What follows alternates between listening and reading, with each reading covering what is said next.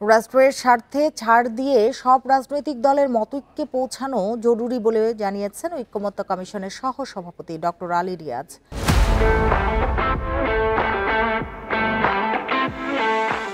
সকালে জাতীয় সংসদ ভবনের এলডি হলে 12 দলীয় জোটের সাথে প্রথম দিনের সংলাপের শুরুতে এসব কথা জানান তিনি। ডক্টর আলী রিয়াজ বলেন, কমিশনের লক্ষ্য সবার সাথে আলোচনার মাধ্যমে বাংলাদেশের ভবিষ্যৎ পথরেখা তৈরি করা। আগামীতে রাষ্ট্রীয় বিধিমালা ব্যবহার করে স্বৈরশাসন যেন গেড়ে বসতে না পারে সেই চেষ্টা করে যাচ্ছে কমিশন। চলছে সংলাপও, তবে দ্রুত ঐক্যমত্যে পৌঁছাতে হবে, বিলম্বের সুযোগ নেই। আর ঐক্যমত্য তৈরি করতে হলে সবাইকে কিছু না কিছু ছাড় দিতে হবে, তবে রাষ্ট্র গঠনের মৌলিক বিষয়গুলোই হতে হবে একমত।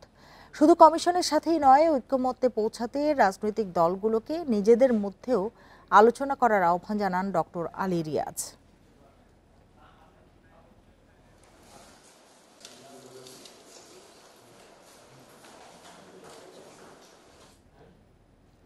রাষ্ট্রের স্বার্থে ছাড় দিয়ে সব রাজনৈতিক দলের মতৈক্যে পৌঁছানো জরুরি বলে জানিয়েছেন ঐক্যমত্য কমিশনের সহ সভাপতি ডক্টর আলী রিয়াজ।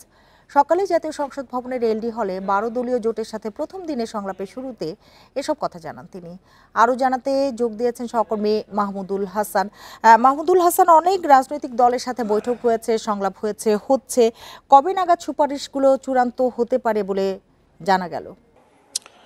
দেখেন, শুরুতেই যে কথাটি বলতে চাই, যে আপনার প্রশ্নটি দিয়ে আসলে শুরু করতে চাই, তা হলো যে এখন পর্যন্ত প্রায় 22টি দলের সঙ্গে সংস্কার প্রস্তাব নিয়ে আলোচনা হয়েছে। তার মধ্যে বলা যেতে পারে যে আজকে যে 12 দলীয় জোটের সঙ্গে জাতীয় ঐক্যমত্য কমিশনের যে বৈঠক চলছে, সেই বৈঠকটি কিন্তু এখনো চলছে।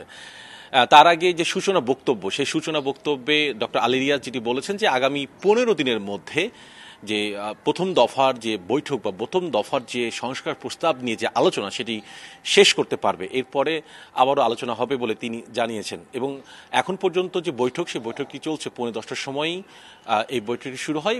বৈঠক শুরু হওয়ার আগে সূচনা বক্তব্য দিয়েছেন ডক্টর আলী রিয়াজ এবং 12 দলীয় জোটের প্রধান, তিনিও কথা বলেছেন গণমাধ্যমের সামনে।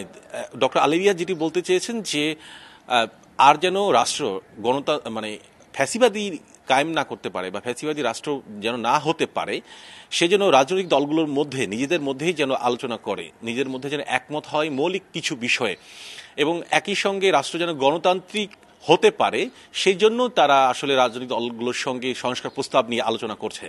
একই সঙ্গে 12 দলীয় জোটের যিনি প্রধান মোস্তফা জামাল হায়দার, তিনি যেটি বলেছেন যে সংস্কার প্রস্তাবের যে 166টি যে সংস্কার প্রস্তাব, সেখানে তারা অনেক বিষয়ে তারা একমত, তবে কিছু বিষয়ে তারা দ্বিমত আছে বা কিছু বিষয়ে তাদের কথা বলার জায়গা আছে, সেগুলো নিয়ে তারা আলোচনা করছেন এবং সেগুলো আসলে খুব অল্প সময়ের মধ্যেই সেগুলো সংস্কার করা যাবে বলে তিনি মনে করছেন। এবং একই সঙ্গে আরেকটি বিষয়, সেটি হচ্ছে যে যেহেতু আজকে ডক্টর আলী রিয়াজ বলেছেন যে 15 দিনের মধ্যে প্রথম দফার যে সংস্কার আলোচনা সেগুলো নিয়ে শেষ হবে, সুতরাং এইটুকু বলা যেতে পারে যে সংস্কার প্রস্তাব নিয়ে প্রত্যেকটি রাজনৈতিক দলের যে প্রস্তাবগুলো, সেগুলো একীভূত করার পর হয়তোবা আবারও দ্বিতীয় দফায় আলোচনা হবে এবং অল্প কিছুক্ষণের মধ্যেই এই বৈঠকটি বা আলোচনাটি শেষ হবে। তারপরে হয়তোবা আমরা জানতে পারবো যে 12 দলীয় জোট কোন কোন বিষয়গুলোতে একমত হয়েছে এবং কোন কোন বিষয়গুলোতে দ্বিমত পোষণ করেছে।